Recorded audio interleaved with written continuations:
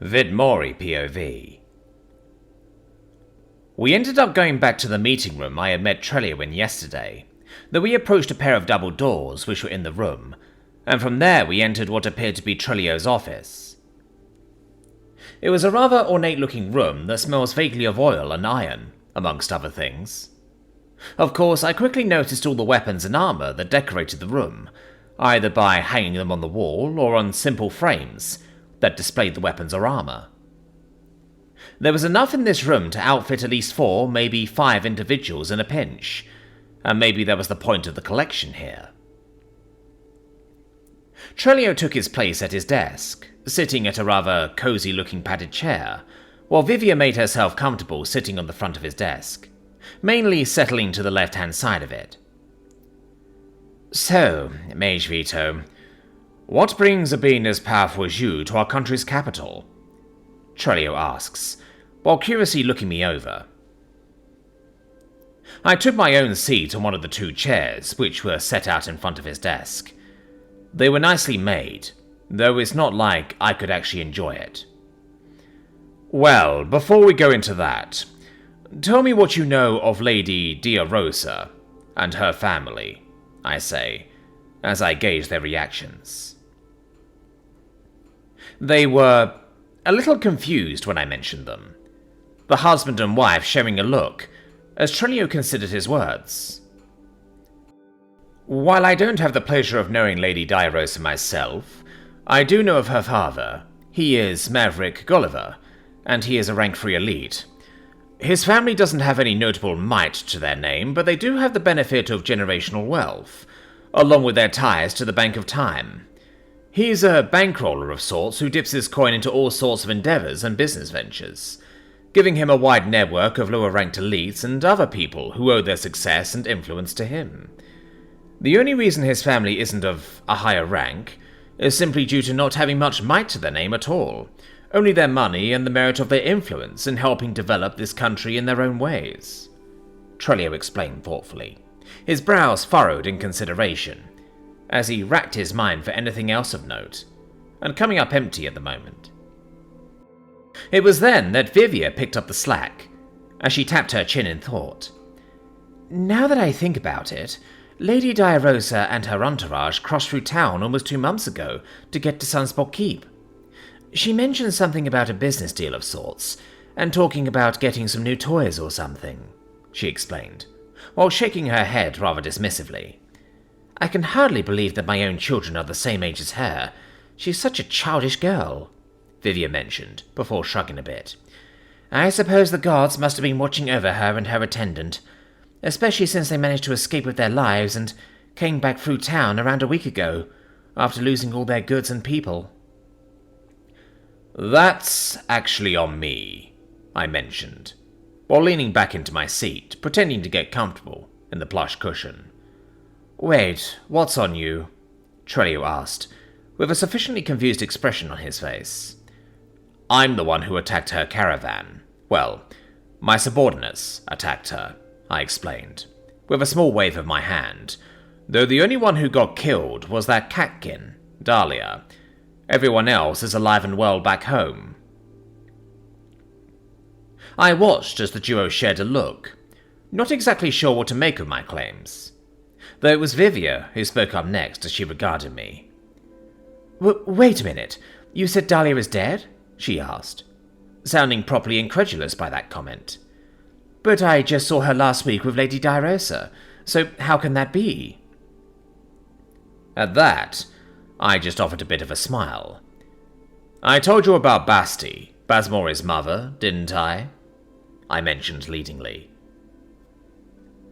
That caused Trelio to glance over at Vivia as she nodded slowly. Yes, she's a beastkin shapeshifter, right? I nodded back to her. Yes, and she's exceedingly skilled at it, and at using shadow magic, I explained, as a look of realization started to cross Trelio and Vivia's faces. With her abilities as a shapeshifter, and her skills in shadow magic, she was able to convincingly change her appearance and voice to match that of Dahlia's. A little bit of memory magic, and she's also got the general behavior, mannerisms, and of course memories of Dahlia, Thus, she's able to convincingly take her place. That is unnerving, Trelio commented, after taking a moment to digest all of that. As much as you have done for us, Mage Vito, I must ask as to why you've done all this. Are you willing to share that as well? Before I answer that, what do you know of the slave trade going on between a faction within the theocracy and the hegemony? Not to mention the enslavement of the hegemony's own people. The what? Trelio and Vivia said at once, with varying amounts of confusion and disbelief. At that, I couldn't help but smile as I sat up in my seat. I knew there was a reason for my good feeling about you two. Your ignorance in this only further proves to me that I could trust you all with this, I mentioned kindly. Trelio and Vivia shared yet another look before Trelio regarded me once more. I am honored to have your trust, Mage Vito, but please, continue. Tell us about this slave trade you speak of. Nodding slowly, I went about leaning back in my seat all over again. Yes, though seeing as you've gained my trust, I suppose I can also tell you a little more about myself, I mentioned, before gesturing to myself. My real name is Vidmori, and I am the druid who is now in charge of Lictron's Folly. This earned a look of surprise from the two elites, but they didn't interrupt, intent on listening to what I had to say. I went on to tell them a story mixed with truths and lies, changing the timeline of events compared to what actually happened. As far as they know now, I've been at my mountain for at least a year now. I've told them about the Blue Dragon core in my care, and how I've lived a quiet life with Basti and our kids, as well as mentioning Ururu, Frisbee, Jack, Pretemis, Dianeba, and Lugosi, for now as intelligent beasts who help me protect and manage my territory. From there I talked about the sting operation I came across, and how I mistook Rayveer and Rionin for bandits before I realized she was an elf I recognized, and worked with her to ambush the caravan from the theocracy. I told them about Haven, and how I helped the people settle on the land that I'd been watching over, even mentioning that the blacksmith who made my sword was among them. I spoke of the sinners, and how they decided to defect from the theocracy, and work with me to take down what they called apostates within the church, and also what little they knew of the buyers from the hegemony. I then talked about Rita, Lanzac, Jazz, and Mina, touching on how they were people from the hegemony who were enslaved in one way or another, though ultimately, the means for their enslavement ended up being tied into dealings with the Bank of Time. So our plan was set in motion. Basti would return with Diarosa while posing as Dahlia, and I would follow soon after on my own. We would figure out who was involved in this whole mess, and hopefully rescue the enslaved beastskin from the hegemony while we were at it. I then looked between the two elites before speaking up again, and I intend on killing any who was involved in this. As is your right dictated by the laws of our country, Trelio said firmly, while nodding along at my words. You may be an outsider, but you've already established yourself as a powerful figure amongst our people. You certainly have the backing of my house, that's for sure, he mused with a toothy grin. Though it wasn't a charming or cheerful grin, from his expression alone, I could see a tempered rage just seething through his teeth, like an animal baring his fangs with fury. Vivian nodded along, her own rage blistering like an ice storm as she stared off into the middle distance. I can't believe I let that little bitch sleep under my roof, she muttered, before sighing a bit. But yes, Trelio is right. You have our support, Vidmori. How can we help? Trelio pitched in, leaning forward on his desk as he propped himself up on his elbows, while his fingers interlocked with each other. Well, I need information, not to mention the means to open doors and make more connections. I already have a link to the Thieves Guild thanks to Chris and his team, but I need more ties through proper channels. Do you think you can help me with that? Trelio and Vivia share a contemplative look, before Vivia decides to speak up again, You know what? There's actually a summit for the elite next week, so there will likely be more notable figures in the capital than usual. I believe I could help you properly navigate the various social circles and cliques. That would be pretty useful, especially if there's going to be more elites in one place than usual. Who knows what sort of trouble that much activity could bring? Yes, that would be extremely helpful, I say, before considering something else. That reminds me, are you going to be reporting the information I gave you about the foreign raiders, or do you intend on handling it yourself? Vivian nodded with satisfaction before looking at Trelio curiously as he spoke up. As much as I would love to have the glory of wiping them out myself, considering the forces you spoke of, as well as just how fortified their base is, well, I'll need to petition others for their aid. More than likely, we'll each be equipping our children and sending them with our personal forces so that they might have a chance to bring our families the merit and glory of taking down the foreign soldiers and liberating the villages they have been taking.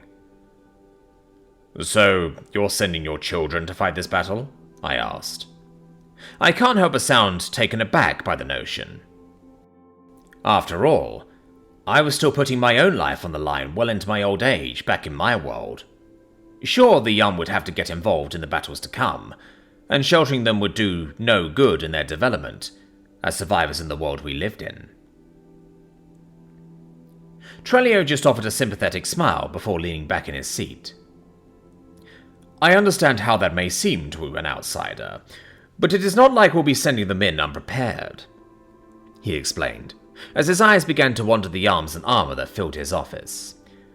My children have been trained to fight since even before they developed their mana hearts, and since developing them, they have honed their abilities as far as they can through natural means, while consuming the best herbs, ingredients, and potions that money can buy, he said, with a proud look on his face before sitting back up and leaning forward onto his desk again. And while they do have experience fighting people and monsters, what they don't have is any real merits to their name.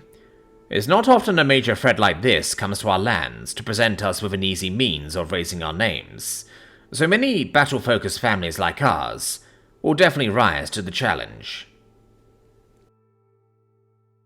Many of our children will likely die, though that is ultimately the price of being an elite. It is our duty as the exceptional to rise up and fight for those among us who aren't. Those who survive will have earned their place amongst us as our peers, rather than those dependent on our care, Vivia explained, a little more soberly, as her hand absently touched the scar that crossed along her artificial eye. Aside from that, we'll be able to see a more defined hierarchy among the next generation, as they deal with these foreign soldiers, leaders, and those who will support the truly elite among the exceptional. From what Vivia just said, I couldn't help but be reminded of the concept of noblesse oblige. Perhaps they aren't nobility in the sense of those in Ferodius's empire, or even in the theocracy, but the honor of duty to their people that they seem determined to carry out, despite the privilege of their station they earned, is rather admirable. I knew far too many people who grew stagnant with their influence, once they managed to cut out a stable slice of the apocalypse for themselves. These men and women decided to live like kings and queens of their territory, and ignore all those beyond their borders. But I suppose that was the way of the apocalypse. I see. I suppose if that is how it is done here, then it is not my place to judge what works, I offered simply, before looking between them. So, how are we going to move forward? Chris POV. The twins and Puma were truly sights to behold. The way they fought alongside each other showed just how many years of training they put into themselves to get as good as they are now. Chris watched as the twins and Puma faced off against everyone else in what ended up being a sparring match turned into a free-for-all brawl. Larkis and Vitra both wielded wooden swords and shields, flanking Puma, who wielded a wooden greatsword, which she swung around with incredible ease. Puma would lash out with what seemed like reckless abandon, crashing her wooden blade into Rant's shield and sending him stumbling before pressing her advantage to get him down on the ground. However, When Lily and Sarah aimed with their bow and crossbow, the twins were quick to step forward and block their shots before getting out of Puma's way and turning their attention back to Zax and himself. Chris couldn't help thinking that if they were fighting seriously, his team would have likely been wiped out rather quickly, before soon being followed by the adventurers. With that in mind, it's not like they were even fighting at full force. This was all just basic sparring, without fully utilizing their mana hearts or any other abilities that he's only heard about. As the sparring match went on, he would occasionally glance at the other end of the training yard, watching as Cecil and Aspen traded blasts of magic.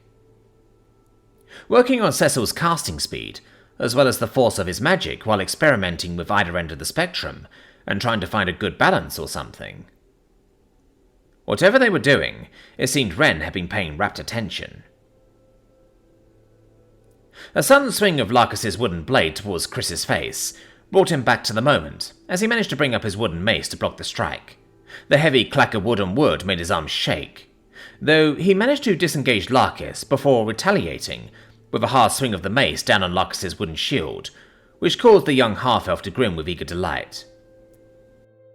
"Pay attention. You have nothing in a battle if you lose your focus," Larcus mused, before bashing his shield into Chris's chest, sending the foxkin stumbling to the ground, before being forced to retreat when Sarah threw wooden daggers at Larcus to keep him from pressing his advantage.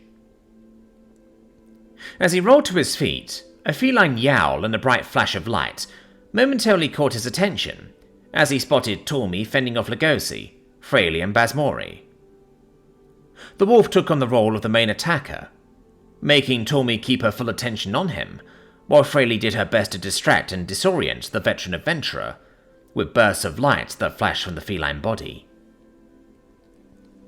He didn't spot Basmori at first, but suddenly he watched as the Beastkin boy launched out of a shadow and lashed out at Tormi, landing a solid punch on the woman's shoulder with a gauntlet that looked to be made of shadow, though after making contact, Basmori shifted back into a cub while pushing off Tormi and dashing away before she could properly strike back. Having wasted those 3 seconds not paying attention to his own fight playing out, he was once again caught by surprise as Puma changed targets without warning, sliding past Rance and turning her focus on Chris with a playful smirk on her feline face as she swung her wooden greatsword in a right diagonal slash. Purely on instinct, Chris just narrowly dodges her swing as he rolls to the left before hopping back to his feet and backpedaling as Puma presses after him. Having been separated from the group, Chris was very much on the back foot as he kept bobbing and dodging Puma's swipes and slashes, while Larcus and Vitra easily controlled the crowd and kept his team and the adventurers from giving him any support. Surprising even himself, Chris managed to at least keep up with Puma for a little while, blocking 3 mighty swings one after the other before finally being completely disarmed, as Puma followed up with one more swing, only to stop short at his neck, while his wooden mace clattered noisily along the stone floor. Puma flashed an amused smirk, drawing the wooden blade back, as her ears flicked for no apparent reason. "That's what you get for letting your attention wander too much," she teased, while stepping back. Chris could still hear his heart pounding in his ears as he panted heavily, not having realized that his breath got caught in his throat during Puma's last swing. It was at that moment he realized that she'd killed before, and likely would have cut him down in that moment if this wasn't a mere sparring match. With him having been defeated, the sparring match had come to an end, as the teens took a moment to unwind, rehydrate, and wipe down sweat as needed, so that they could get ready to do this all over again. His eyes wandered over to the young elites as he greedily downed some water from a cup provided by one of the attending maids. Even though they were the same age as him, they were already so strong and skilled in ways he likely couldn't have even considered a week ago. Now that he had his own mana heart, he couldn't help but wonder just how much work he was going to need to put into himself if he wanted to reach even a fraction of their strength. As the teens started to regroup and get ready for the next round of sparring, what sounded like a wooden whistle trilled out into the air. Chris's ears turned to the sound, before his eyes could, as he looked over, spotting Vito with the mayor and his wife. His boss brought his fingers down from his lips with a vaguely amused look on his face, before he regarded the mayor. If my children and our guests could gather around me, we have some things to discuss, the mayor said, with a more stern and stoic expression on his face, as he regarded everyone there.